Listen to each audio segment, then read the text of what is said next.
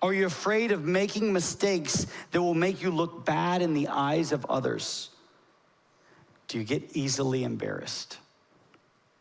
Do you ever lie, especially the little white lies? Are you jealous of other people? Ed in this book would say if we answered in the affirmative to any of these, which by the way, if I'm being honest, there was multiple ones that I'm like, yes, that's me. He goes, people are big and God is small. And your perspective.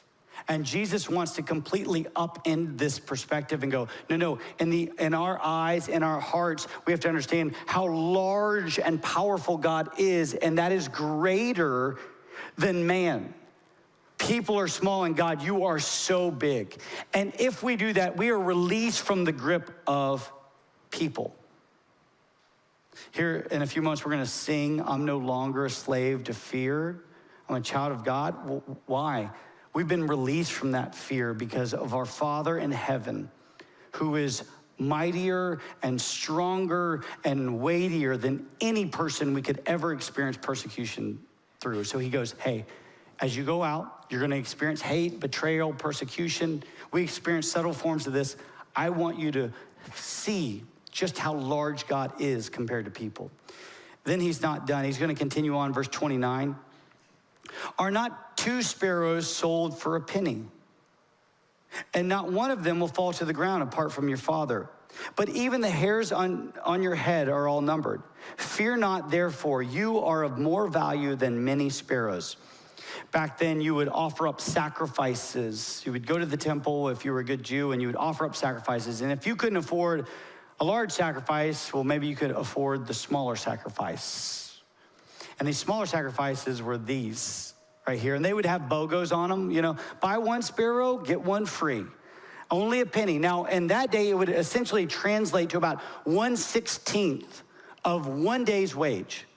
So if you wanted to buy 2 sparrows, it would only cost you 1/16 of a daily wage for you. Relatively inexpensive, and you could offer it up. He goes, what is deemed insignificant in your eyes, I know and see every single sparrow. Then he goes, hey, the numbers on your head. Now, I'll go ahead and preface this. For some of you, this is really easy to number.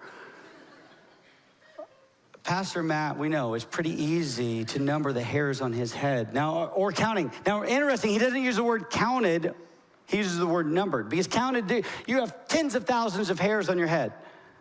But he says the word numbered, meaning each one is uniquely known and has a unique designation to God. Every single hair is numbered by him. And he goes, okay, if these sparrows that are insignificant, that have really no value in your eyes, and yet I know and see all of them, if the number of hairs on your head are numbered, how much more valuable are you? Essentially what he's saying is, my care for you helps you face the opposition that you will encounter. I remember years ago when my kids were smaller and they would want to do something that was a little bold in their mind. Now, granted, if I look back on it, it wasn't that bold. It was like, hey, Dad, would you catch me when I jump in the pool because I don't know how to swim? Or Dad, I'm on the play set. Would you catch me if I jump down to you? Or Dad, would you wait on the end of the slide and make sure I don't fall off? Well, in their little minds, when they're that young, they're about to attempt something bold. And really what they're asking is, do you care enough for me not to let me fall? Because if you're willing to catch me, I'm willing to be bold and courageous. Which, by the way, side note, we have been helicopter parents for far too long. I think you should challenge your kids to do some things that are a little dangerous. They require some boldness and courage, because to follow Jesus, we actually need boldness and courage. And so if we send them into adulthood and they never had to be bold or courageous, how do we ever expect them to be bold and courageous when it comes to the Lord? One pastor, his kid was on the roof, and he goes, Dad, can I jump down from here? He's like, well, you probably break something, but if you want to do it. And the wife's like, no. Well, he's like, well, in some ways he's got to weigh the options here. I don't know. Does he want to break something, or does he want to be? I think for many of us, we do need to put our kids in challenging situations that require boldness and courage. But my kids, when they're asking me to just simply catch them, what they're saying is, Dad, you care enough about me. For us to actually be bold in our faith, we have to see our care, our value in the eyes of God. See, if you are a person sitting here today, you have inherent value and worth because you bear the image of God. We are unique and distinct from the rest of creation. Nothing on the face of this earth can proclaim what we proclaim, and that is we bear the image of God. Infinite value and worth. And not just that, Jesus died for us, declaring just how valuable we are, that he's willing to die for us so that we can be brought into the family of God. Friends, you have infinite value and worth. Your Father in heaven cares for you even when we experience persecution and betrayal, and he will eternally care for our soul. And then the last kind of reason he gives for them to not be succumbed by the fear of man or fear, he says this: so everyone who acknowledges me before men, I will acknowledge before my Father who is in heaven. But whoever denies me before men, I will also deny before my Father who is in heaven. This word acknowledge is deeply tied to identify. So what he says is, if you're unwilling to identify yourself in any way, shape, or form as a Christ follower, then I do not identify myself with you in the throne room of heaven. Sobering words, very sobering words.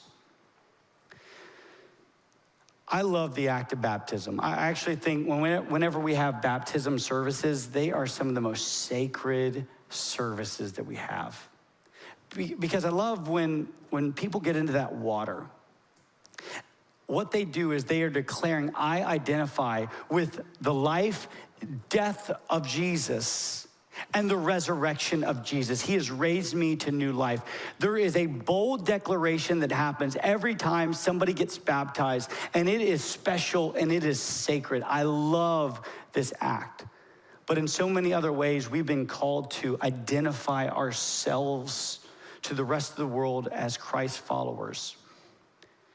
Jesus, he has two really important ministries right now. In heaven, he has two important ministries and titles. The first is he's a high priest. You're like, what is that? Well, essentially, we need a mediator between a holy, righteous God and a sinful people, us. We need somebody that can bring us together. That must be the high priest. In the Old Testament, the high priest is the one that would go on behalf of the people as almost a mediator and provide a sacrifice saying, you're holy and righteous and they're sinful. Here's our sacrifice to you. But now we have a high priest who's offered himself as a once and for all sacrifice. He bridges the gap between a holy God and a sinful people. He brings us together because of who he is. And not just that once and for all sacrifice, but as a high priest, one of the beautiful things about the incarnation, that means God came and put on flesh and blood. One of the beautiful aspects of this is Jesus has suffered and gone through the very same things that we have suffered and gone through. So whenever we've been betrayed, Jesus can say, I know what it's like to be betrayed. Whenever we experience hate, Jesus can go, I know what it's like to be hated. I know what it's like to be hurt by dear people we love. I know what it's like to lose a friend. I know what it's like. Why? Because we have a high priest who has been through everything that we've been through, even tempted. So that's one role.